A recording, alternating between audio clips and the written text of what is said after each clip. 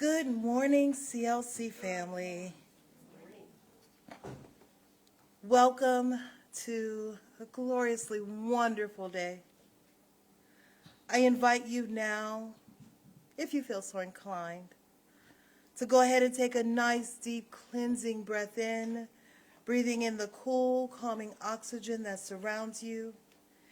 And as you release the breath, release all that no longer serves you. Allow your body to just relax in this moment. And if you feel so inclined, go ahead and take another nice, deep, cleansing breath in. And as you release this breath, allow your mind to be here now.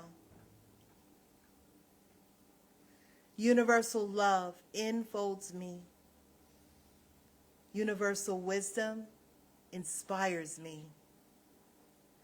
Universal spirit enlightens me.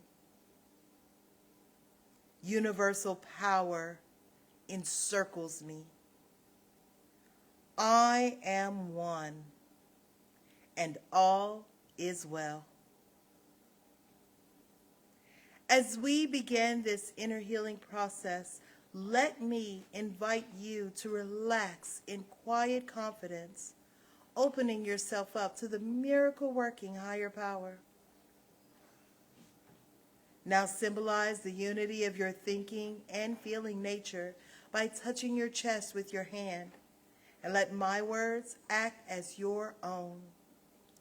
For your own inner healing, acceptance, and receptivity. I acknowledge that there is a power, intelligence, and wisdom greater than my own. I am in the midst of it, and it is in the midst of me, sensitive and responsive to my every thought, word, action, and feeling. I now make this true for myself by saying aloud, I acknowledge. Acknowledging this higher power working through my life, I admit that I am personally responsible for solving my own problems while being guided and assisted by something greater than myself. As I am ready to surrender the conflicts of my ego to the wisdom of this infinite presence, I simply speak these words: I surrender. Knowing that forgiveness is the key to unconditional love and the feeling of heaven, I now unconditionally forgive anyone and everyone who has ever injured me in any way, real or imagined.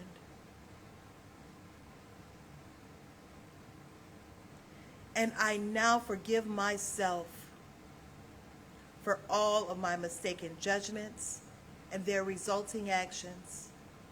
From my deepest level of understanding, I now say, I forgive. Realizing that I continually experience the effects of my own thinking, I now choose to allow this higher power to recreate me deeply, filling my mind with thoughts that are only positive, constructive, loving, and beautiful. I call upon this divine inflow by stating aloud, I choose. I now center upon that one very special idea that I'm willing to accept as real for me in this coming week. Visualizing that idea as already acted upon and brought to pass. In seeing my idea become a fact of my experience, I enjoy the happiness and peace of my thought fulfilled and gratefully speak these words. I accept. Knowing that I have an everlasting place in the midst of the power that sustains all creation, as well as the support of all those around me, I allow myself to relax in the peace of fulfillment and gratitude and say, I release. Now, in my mind's eye, I envision the presence of someone near and dear to me. This can be a friend, a family member, a teacher or mentor, someone who has touched my life in deep and loving ways. Someone who may not be physically present in this room or on this planet anymore. I turn to that image in my mind's eye and say, I'm grateful for the good in your life. Now I open my eyes, turn to the world around me, and joyfully speak to anyone physically present in this room or virtually on this broadcast, and share in confidence and gratitude in saying, I'm grateful for the good in your lives. But what we're doing here today in our Sunday service is finishing a series that's been based on the works of Rufus M. Jones, a great Quaker mystic, Quaker teacher. He flew under the radar. A lot of mystic teachers fly under the radar, you know. They're not popularized. They are by nature quiet people, especially Quakers. Quakers are very, well, they spend a lot of time in the silence, looking for the light within. And so they're not big and showy and loud people by nature or by spiritual practice. But this guy had a way of putting words together that I just love. And he's talking about what we talk about. I mean, he's very much on the same wavelength, which is why I brought him into the Sunday series, is it's all about regular, daily spiritual practice. And we wrap up this series with him today and begin a series next week drawn in large part on the Gnostic Gospels, the Nag Hammadi material. If you're not familiar with the Nag Hammadi material, I'll tell you how to spell it. You can Google it and see what it's about. And there's some wonderful lines in there and inspirations for spiritual practice as well from deep antiquity. But today is on this idea that everything matters, everything counts in spiritual practice, including the small things, the things that we might have otherwise overlooked. Everything comes to fruition for us in our daily lives as an outpicturing of God, as an outpicturing of spiritual reality. In this teaching, we believe that God, and you can insert whatever name you want for God if the name God makes you uncomfortable, as it does many, and call it the ultimate ground of all being or the spiritual source or what have you. But everything is of that. Everything is of that divine nature. And that divine nature is within and around and as everything. Not only everything in form, but everything in potential. Everything that could be, as well as everything that is. Everything that used to be, everything that's going to be. You get the idea. It operates outside of the limits of space and time. Absolutely everything. Including, it's always important to remember, the stuff we don't like. That also belongs within this one whole system, because otherwise it would be a biased and kind of advantageously positioned system for some and not for others, because nobody can agree. You get a room full of people, nobody can agree on what the highest good is. Everybody makes their list. They do this at this time of year when elections are coming around. You know, they'll say, well, what are the most important things to you, the voter? and they'll take polls. And every time it's different. And with every segment of society, every state, every county that you ask this in, things are different. You get people together, you say, what are your values? What's most important? How would you rank the values of your heart? It differs from person to person. So if we had a deity that did that was like only championed the good and positive things, some people would still feel left out because they say, my stuff didn't make the list. So instead what we have is a deity that encompasses absolutely everything, including the things that we don't like. And the things that we don't like then are available to be worked on because they exist within the same system as the things we do like. Everything exists within the same system as its positive opposite. Therefore, it's manageable.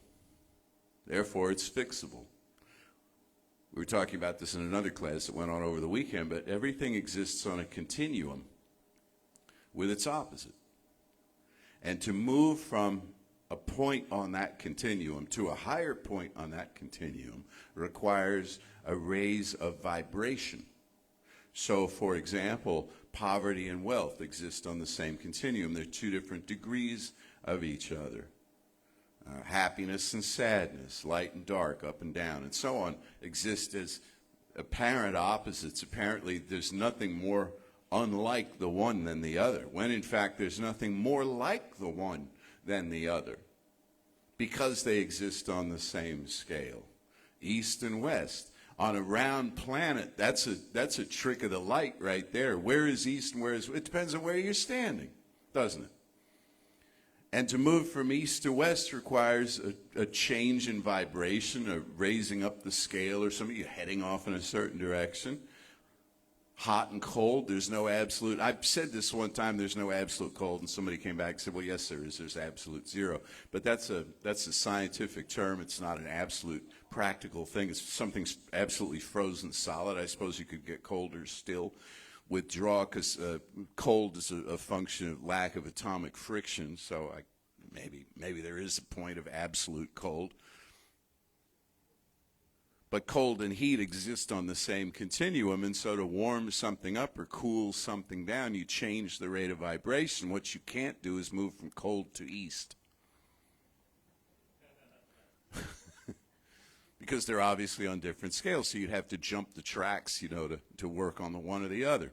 But all things exist. Why I bring this up is because very often when we attack our problems in a spiritual way, we, make a bunch of rules for ourselves, a bunch of resolutions, like we do at the turn of the year. And by the way, to those of you of the Jewish faith, Happy New Year, coming up this week. But we make a bunch of resolutions, and we'll say, well, I want to be completely different than I am. And that involves moving up the scale from a position that we appear to occupy to one that we choose to occupy, and it's easier than we think, because we can imagine it. Now, Ernest Holmes, our founder in this teaching, talks a lot about mental equivalence. So your position on the scale in life is determined by the mental equivalence that you possess about who you are and how you are. There's no absolute fixed position that's determined by anybody else. This is why when we talk about happiness, it's an inside job. It's a personal choice. How happy are you? And how contingent is your happiness on a certain set of outer conditions? You might say, well, you can't be happy if you don't have this and this and this, but there are people who are. And you might say, well, you have to be happy if you have this and this and this, and there are people who are not. So it tells you it's a contextual thing. You look at life and the interpretation of life, and are you winning at life? Are you succeeding? Are you grounded? Do you feel comfortable? Do you have friends and loved ones that you can count on? Do you have hopes and goals and dreams? This is why they tell you as you get older, and I've, for the last number of years, have been bombarded with articles about what to do when you get older. So I read most of these things. Some of them are kind of horrifying, so I put them aside. But, others are like, well, you need goals. You need a plan. You need a plan. You got to have something to look forward to. It keeps you young. keeps you fresh to have a plan. Well, who makes up the plan for you? If it's not your plan, it's not a plan. It's somebody else's direction for you. That's called having a boss, you know? But you make up your own plan and you decide what you're going to do, and you might take up painting. I know people who take up painting at a certain point. I've thought about taking up painting. I've never thought I was very good at painting, but maybe, who knows? And maybe I'm not very good at it, and who cares? Because maybe it's the act of painting, and I'm not like going to sell my paintings or, you know, expect to make a living at it or anything like that. But maybe I just want to paint because it's fun to do, because other people say it's fun to do. So it's worth a try. So that's a contextual thing. And maybe I'll hate it and it'll be boring and tiresome. And then what I don't want to do is keep doing it because somebody else enjoyed it. You learn about yourself this way. And when you have a set of likes and dislikes that are a little unusual, well, it makes you interesting. People want to know, say, why don't you participate in the same things everybody else does? And why are you doing this strange thing over here? And I watched a YouTube video of a guy who was a huge influence on a lot of musicians. I guess you would, this is kind of rude to say, but I guess you'd say the peak of his career was like 30 years ago in terms of sales and radio play and so on. I'm not going to tell you his name because I don't want to pigeonhole him, but he's an example of somebody who is this terrific inspiration, but when he was in his prime, he was viewed as strange, not as a person, but as a musician. He wrote songs that were really different. They were really complicated, and they weren't verse chorus. You know, the chord progressions and stuff were distinct and all like that. And so at the time, he had a tiny little what they call cult following. And now all of these people, really famous musicians, the kind that fill stadiums, you know, have come forward and said, this man's work meant everything to me. And now they fill a stadium doing a tribute concert to him. He's still with us, and they got him up on stage for some of this. And I thought, so with the passage of time, what looks weird and kind of marginal and all, you never know. And that's really the point I wanted to make today. You never know who you're affecting and how. Some of you may recall I did a series of talks and also a class, a book study really, on the concept of the sacred and the profane, a book by Mircea Eliade, who was a student of the history of religion. And it's a complicated and wonderful book where he talks about the dimensions of sacred life and profane life, and how ultimately these are self-determined within a culture. Well, his larger point was that by an act of consciousness, an act of mind, you can elevate something, some experience, some practice, or some everyday, you know, into a place of sanctity in your experience. You decide to do that, and it becomes possible for you because you are, in effect, a co-creator with the infinite. None of this stuff is cast in stone. It's presented for your involvement, your engagement in order to do this. What he didn't touch on so much is that between the apparent extremes of the sacred and the profane on this continuum we're considering, right in the middle of that stands something called the mundane. And the mundane is the playground for the sacred and the profane. You see, so often what we do in spiritual practice is we wait for the big occasion. We wait for the big moment. You hear about mystics. This man is touted as a mystic, this Rufus Jones, you know.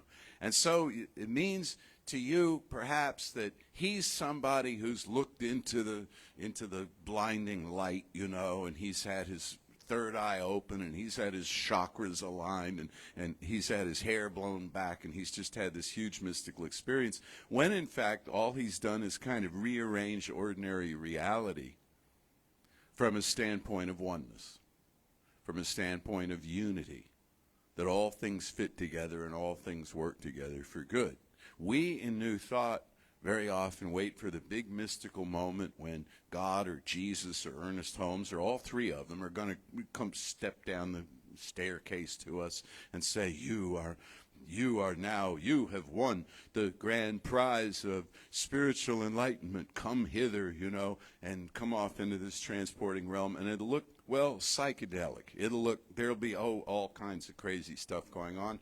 And we'll come back to ordinary reality and not really be able to explain it. And it'll make us, it'll put us into that population called the mystically inclined, sort of off to one side, sort of the strange little group of people, but it'll have its benefits. So that's not really how it works. Just like when prayer is answered, there's not usually a sonic boom.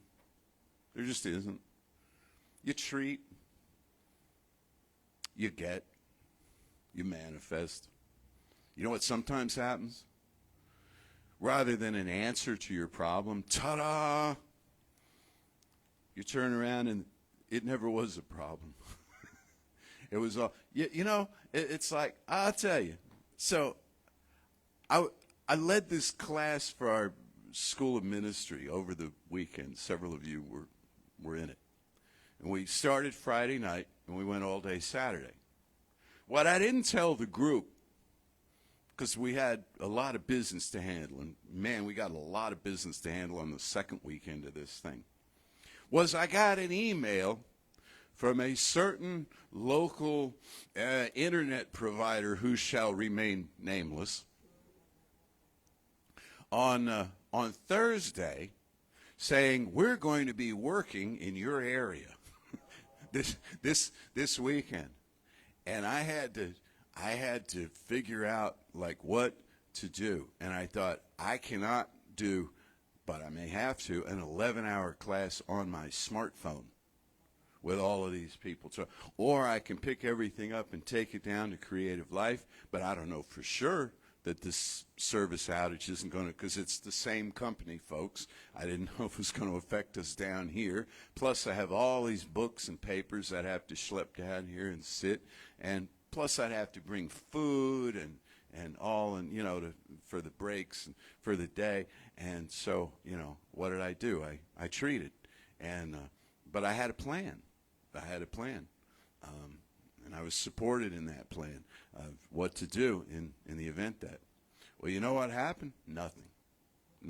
They said, you're going to lose service across all your devices for a period of time. We hope to have it done overnight. I was praying to have it done overnight. I don't think anything was done in my neighborhood for this weekend. I don't know. And so they tell you, to have a plan, to not worry about stuff so much. And we learned this when we were little kids. It's like, well, if you need to do what you need to do to be ready for the incoming situation.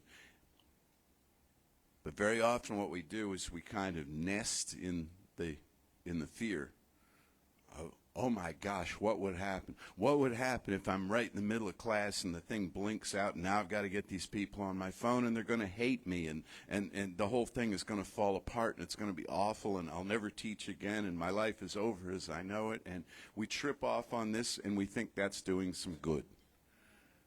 We think that's useful and productive when it never has been. Instead, you make a plan. That's how you handle the mundane things of life. And that's how you develop trust in a spiritual power. That right there. Before you can raise the dead, and I'm not here to say you can't, but before Jesus went and visited his cousin Lazarus, who was in the tomb for 3 days, and told him, come out, and spoke with such authority that all he said, according to the record that we have, to Lazarus was, come out. No lecture. Lazarus, look, why are you doing, you don't need, no chapter and verse, come out. To the palsied man, he says, get up. Before you can get to that point where you can speak your word in faith believing, that crisply, that sharply, that directly, that intensely, before you get to that point, you got to put in the work on the way there by handling the daily business. Ernest Holmes, and quoting Emerson both said, we look too far away for reality. So we look for, again, the big grand gestures of life. Or, one I love is Lucy in the Peanuts cartoons. You know, the psychiatric advice for a nickel. She said, I love mankind. It's people I can't stand. So we go for the big gesture of, oh, let there be peace on earth, and let it begin with me. And we're actually going to sing a song about that here at the end. Let there be peace on earth, and we're aggravated at the person who's driving slowly in front of us, and we're right. And I've talked about our 5th grade classes before, and the resentments that we carry. We have people that live in our heads that aren't in our lives anymore, but we bring them in, and we shame them, and we allow their memory to shame us, and we have all of this stuff worked out. Well, spiritual practice, when you talk about forgiveness, it's not just about forgiving the monsters of history or the storms and the catastrophes and things that befall us. It's about forgiving the people you just misinterpreted. You just misunderstood. The people who misunderstood you. The people who misunderstood you. I tell a little story now and then here because others, when I've told it, have said they had a similar experience. When I was a little kid, it was coming up Halloween, and we had an assignment like 3rd grade or something to write a poem about Halloween. I went to a religious school, but they weren't afraid of Halloween, which was nice. So, it was just a thing. Some of them. Anyway, so write a poem. So I did. And I thought it was pretty good. And it rhymed. I mean, it was a simple 3rd grade poem, and it was ba-dum, ba-dum, ba-dum, ba-dum, ba-dum, ba-dum. And, whatever the metric foot of that was, and it rhymed, and it scanned, and it was this. And I handed it in, and the teacher gave me an F on it. And I'm like, what? And it was a nun. And so you can't really go off on a nun, but I was like, even when you're in 3rd grade, I was like, why? She said, you could not have written this. This is too good. You could not have written, you must have copied it somewhere. And I was like, I did not copy it somewhere. I made it up. Well, you know what? My mother went and visited with the nun. She said, I believe him. He doesn't do that kind of thing. And I don't know what came of it, if I got a different grade or something like that. I was very happy. I felt very loved and supported by my mother. But I was also outraged, which is why you're hearing the story. Because if all of this had, if all of this had settled itself way back then, it would be ancient history. But there's still a part of me that's like, what? I'm still outraged by this. Because I thought it was pretty good, and I worked really hard on it, and that's just totally unfair. Okay, life is sometimes unfair. This is a very small thing, I'm telling you. I grant you that. This is not the earth-shaking at all. But it's the kind of stuff that gets under your skin. It's the kind of stuff that eats away at you if you let it. And so that's where spiritual practice comes in, is to understand the other, to understand our motivations, our intentions, our desires, our ambitions, and to understand those of others. And even if we can't understand or don't have all the information, we make up a story for ourselves that insulates us from the pain of whatever happens to be going on. So it wasn't personal, that person pulling out in front of you in traffic or tailgating you or whatever, because people drive strangely sometimes, It isn't about that. It isn't about I'm not worthy. It's about something else, and it's an opportunity. And this is how we get comfortable with prayer. This is how we flex our prayer muscles. This is how we soften up the subconscious mind, which is the aspect of us that delivers on prayer, that you don't want to go to, as I've said before, you don't want to go too cold and start giving it a bunch of orders. Subconscious mind, now hear this, like Raymond Barker used to say, without having cultivated a relationship with it, the same as you would cultivate a relationship with another person before you would start asking them favors. So we go to the subconscious mind before we have a shopping list. We go to it and we listen. We say, show me who I am. Reveal to me the kind of the waves of consciousness that lap at the shores of my being. Show me where I have invested my energy. Show me where I hid my power a long time ago at different junctures in life, and reveal me back to myself. And we do that for a while, and we keep doing it. We don't stop doing it. But eventually we add into the mix, well, now because you have shown me this and this, I make some new choices here, and I put them into spiritual law in expectation that a certain good will come about. And it does. And we will speak more of this in the weeks to come. But how it comes about very often is the problem that you thought you had has never been a problem. It was just sort of an obsession that you had for a while. You get what you need, or you know, something is released, an attachment of some kind is released, but a whole new day dawns. Sometimes you get in your life a whole new set of people, a whole new set of people. It's been funny over the years of creative life to notice, especially in the day when we were in person only. We didn't have a viewing population at a distance. It was interesting to see who'd show up on a Sunday. And here come familiar faces, and on a Sunday there were typically a few new people. But some Sundays it was like a bus pulled up out front, and there's a whole bunch of new people, and they didn't know each other. They hadn't all come together. They just decided they looked us up or heard about us or whatever, and they decided that was the day to come visit. And here they all are. Well, sometimes that's how it works in your life. Is here's your new friends, you know. It's like a game show almost. The wall moves back, you know, and here's this like choir risers or something with all of your new friends there to meet you. And sometimes what happens is the people that you didn't think gave you the time of day turn out to be your new friends.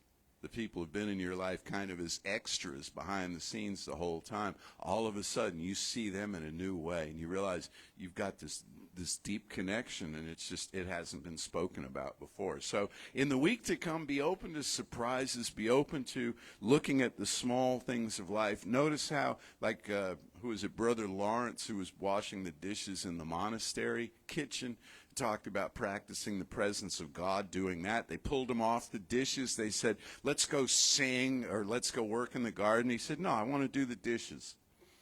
That's where, in that repetition, it's karma yoga. You know, in the repetition of this is where he got his moment. He got his spiritual lights turned on, you know. So be open to what happens to you in the coming week in terms of how you interact with things and where you find your good and where you find your joy and where you hear the voice of God. So let's know together now there is one power, one presence, pure spirit, everywhere radiant, everywhere majestic, everywhere also quiet and little bitty.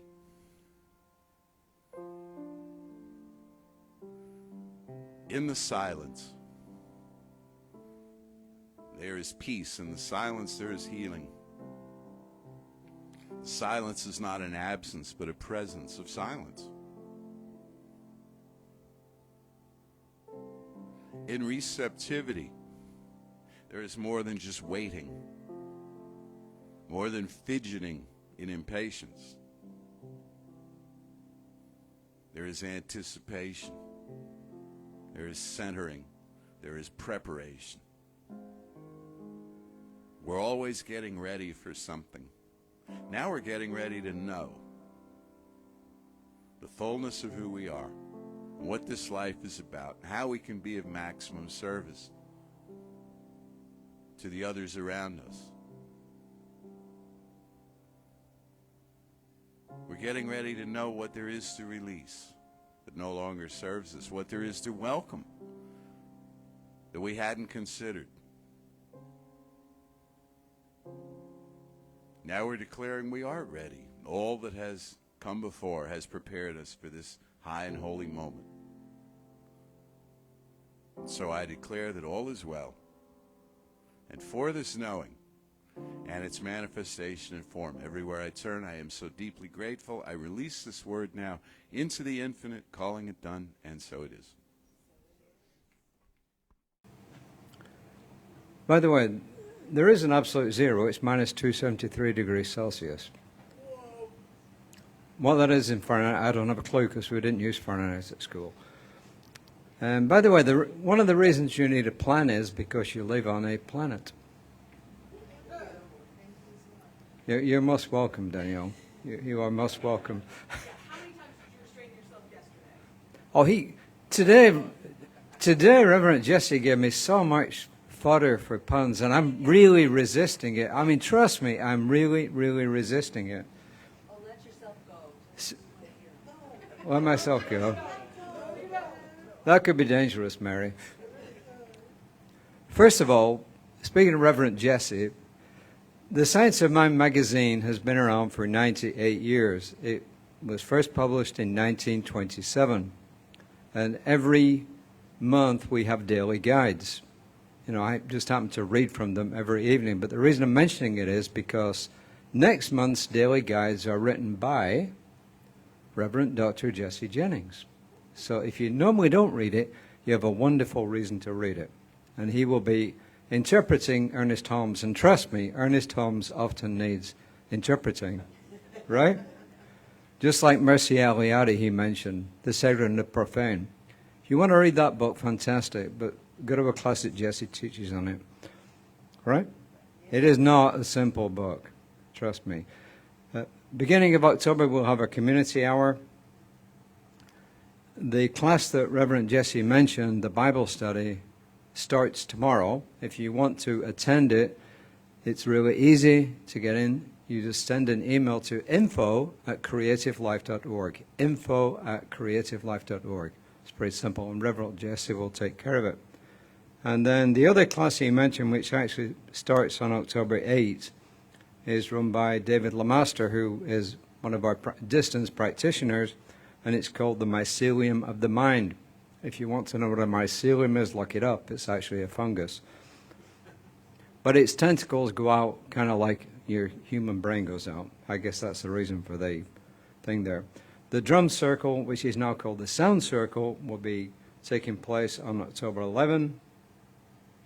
We'll have a Samhain celebration on October 27. If you don't know what that's about, talk to Reverend Lisa. She is an expert, correct? Cool. Well, welcome back, everybody. And now just join with me in giving your offering, whether you've already given it, just do it mentally, if you're actually physically giving an offering here, and just know that we truly appreciate all of your offerings, your service, your time, your money. So say with me, divine love, through me, blesses and multiplies all the good I am and have, all the good I give and receive. I am prosperous now, and so it is. And then my last responsibility is to remind you of the practitioner of the day. The practitioner of the day online is Terry, and she is in the watch party. So basically, if you're not already in the watch party and would like to go to the watch party, they're a wonderful group of people. It's a lot of our distance people get together, and they can have a rocking discussion after the service, which is totally worth being there for. But just put into the chat that you are there for the practitioner of the day, and they will put you in a breakout room. So you will be in the room with the practitioner and whoever else shows up for the practitioner. They're not going to leave you in the room with everybody else while they are doing this, because trust me, they do this. It's great. And then, now the reason why I don't have to follow the music is because the practitioner in room is Jim, and Jim would like to do the closing prayer, and I am happy to let him do that. So he's got to get up here now. You can't do it from your seat. So while he's coming up this direction, I'm going that.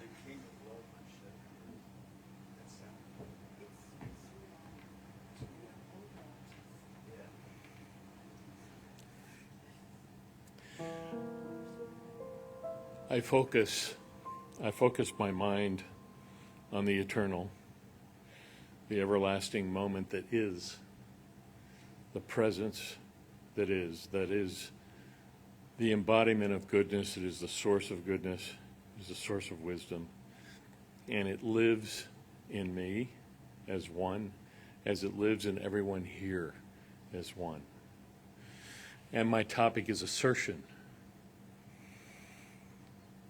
It is true that it is the mundane where we await something great, where assertion is needed, and that assertion is that all is in divine order, that everything is perfect, and that we are evolving to that person whom we would become, who we would love, and who we would respect.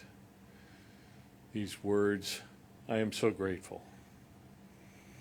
I cast this notion, this intention, into the law of creation, releasing it, and so it can become and is, and so it is. Say with me now, something wonderful is happening through me. Something wonderful is happening through me. I feel it in my body. I feel it in my body. I feel it in my mind. I feel it in my mind. I feel it in everything I am. I feel it in everything I am. I choose it. I choose I it. trust it. I trust I it. use it. I use and it. I love it. And I And love so it. it is. And so it is.